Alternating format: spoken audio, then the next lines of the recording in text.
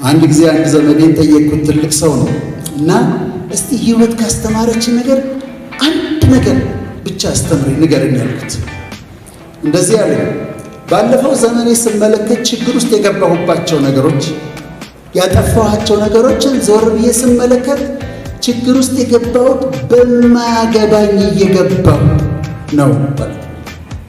በማይመለከተኝ ጉዳይ አስተያየት እየሰጠሁ ነው። ስለዚህ አንድ ነገር አስተምረኝ፣ አንድ ነገር ህይወት ያስተማረችህን ነገር ንገረኝ ካልከኝ የሚያገባህን ነገር ከማያገባህ ነገር ላይ፣ የሚመለከትህን ነገር ከማይመለከትህ ነገር ላይ፣ በሚያገባህ ውስጥ ግባ፣ በማያገባህ ውስጥ አትግባ።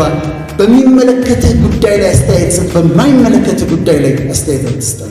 ተቀበሉት፣ ኖርኩበት።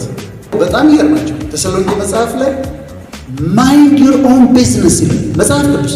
ማይንድ ዩር ኦን ቢዝነስ፣ የራሳችሁን ጉዳይ እንድትጠነቀቁ ይላል። አንድ ጊዜ ለአንዲት ልጅ፣ ትንሽ ልጅ፣ የ3 ዓመት ልጅ ብርቱካን እልጥላታለሁ እና ብርቱካን የምልጠው ለሷ ነው፣ ለኔ አይደለም።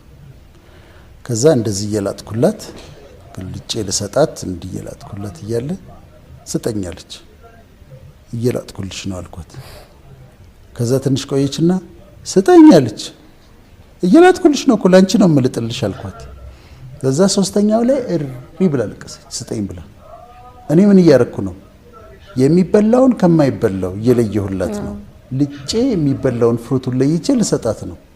እሷ ልትልጠው ብትሞክር ልጣጩ ላይ ያለው ነገር አይኗ ውስጥ ይገባል፣ ያቃጥላታል፣ ያስቸግራታል፣ ልትበላውም አትችልም። ከዛ ተማርኩኝ። እኛም እኮ እንደዚህ ነን አልኩኝ።